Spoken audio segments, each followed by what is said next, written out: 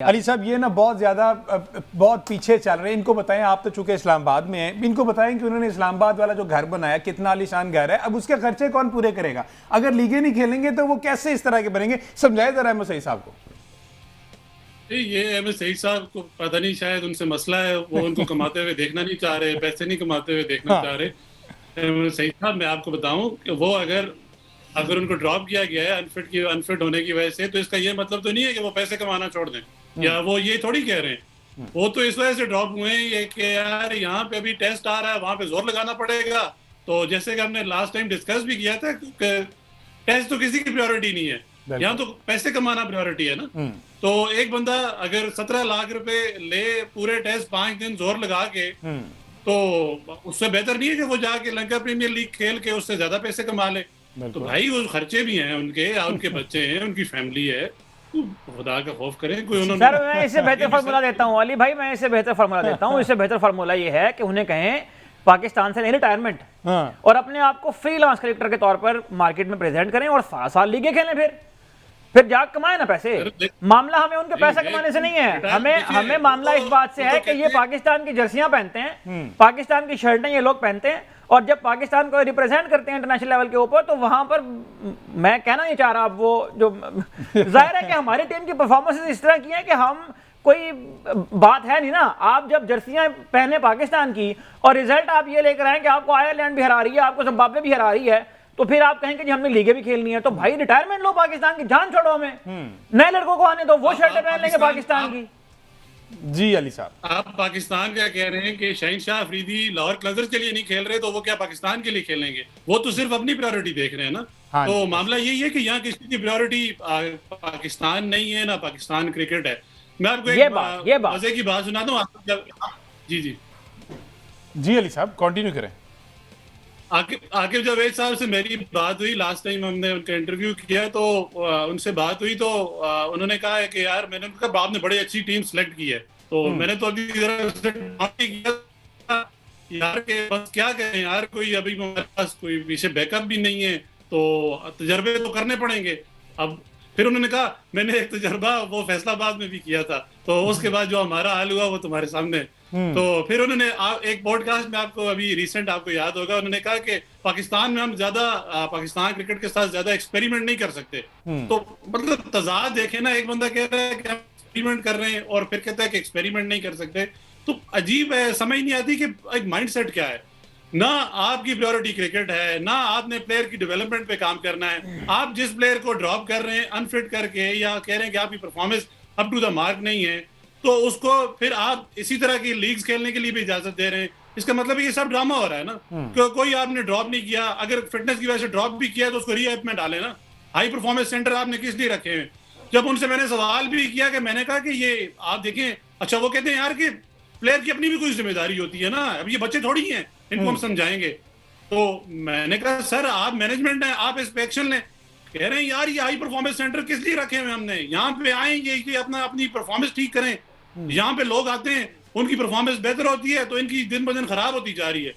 मतलब वो कसूरवार ठहरा रहे हैं प्लेयर्स को, वो कह रहे हैं कि बच्चे थोड़ी ही हैं। तो भाई आप किस लिए हो? हम बार बार ये बात करते हैं कि भाई मैनेजमेंट मैनेजमेंट मैनेजमेंट, वो कह रही है कि यार ये इनको खुद समझना चाहिए। और आए दिन यहाँ पे एक्सपेरिमेंट किए जाते हैं, जबकि आकिब जावेद साहब कहते हैं कि क्रिकेट में आप ज्यादा एक्सपेरिमेंट नहीं कर सकते। तो आप इनके बयानात में तजाद देखें ना।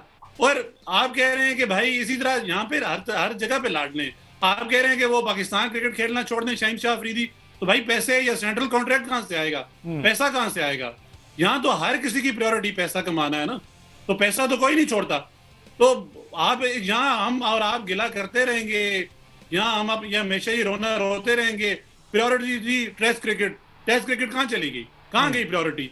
एक फिटनेस टेस्ट मेरिट पे हुआ तो आपके सारे ये so called premier fast bowler बाहर हो गए। कोई बंदा टेस्ट क्रिकेट नहीं खेलना चाहता सर। यहाँ पे आपने एक बेंचमार्क किया था कि हम टेस्ट क्रिकेट को एक बेंचमार्क बनाएंगे। मैंने उनको कहा कि आपने एक बेंचमार्क, आकिब जावेद साहब से मैंने सवाल किया, मैंने कहा आपने एक बेंचमार्क रखा था टेस्ट क्रिकेट। एक बंदा जो टेस्ट क्रिकेट में उस कैटेगरी में लाए नहीं करता, उसको ओडीआई तो वो उन्होंने अजीब सा जवाब दिया। उन्होंने कहा यार देखो टेस्ट क्रिकेट और होती है तो ओडीआई और होती है। तो इसका मतलब है कि जो यहाँ पे अनफिट है वो वहां पे फिट हो जाएगा, या जिसकी यहाँ पे परफॉर्मेंस ठीक नहीं है, या यहाँ पे जो एक बेंचमार्क अचीव नहीं कर रहा, वो क्या ओडीआई पे अचीव कर लेगा?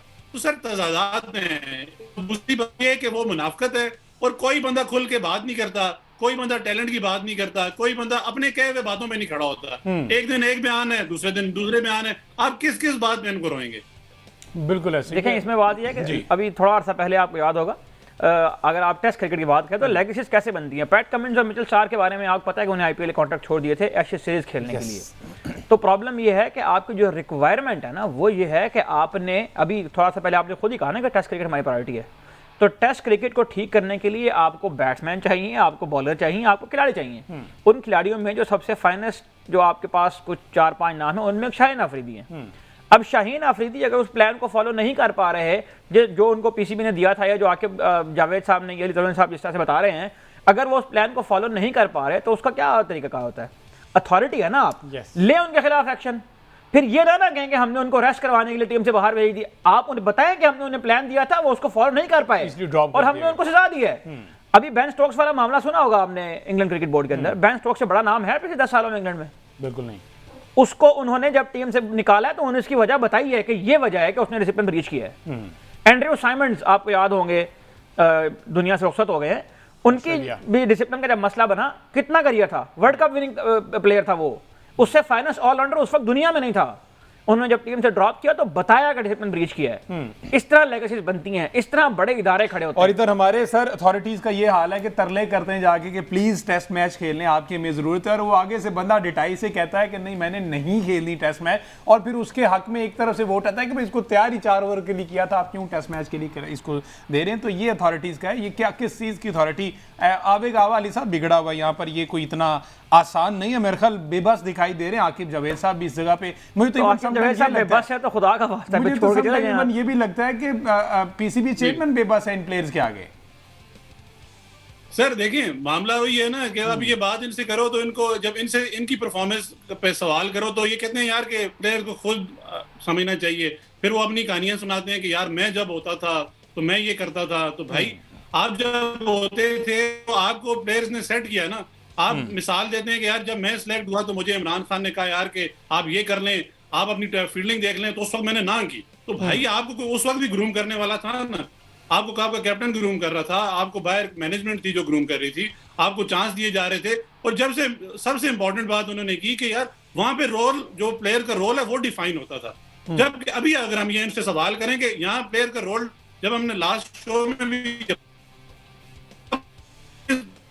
के पास जहां आप टीम सेट करते हैं, आप टीम सिलेक्शन के लिए जाते हैं, किसी बंदे का रोल डिफाइन ही नहीं है। क्योंकि आप ये देखें कि एंड तक मिडिल ऑर्डर जो है वो आपका फाइनल नहीं होता। आप जब वहां पे प्रैक्टिस कर रहे होते हैं, जब आपने कैंप लगाया होता है, उस वक्त तक आप पहले आप वहां पे टीम डिसाइड कर लें, उनको प्लेयर्स को, हर बंदे को रोल दे दें कि यार आपका ये रोल है, आपने आगे जाके ये करना है। जब टीम आखिरी दिन अनाउंस होती है, ना रोल डिफाइन है, ना कोई मैनेजमेंट को आप कसूरवार ठहरा सकते हैं। हर बंदा दूसरे पे बलि डालने के लिए, जिससे भी सवाल करें वो कहता है यार ये मेरा काम नहीं है, ये इसका काम है।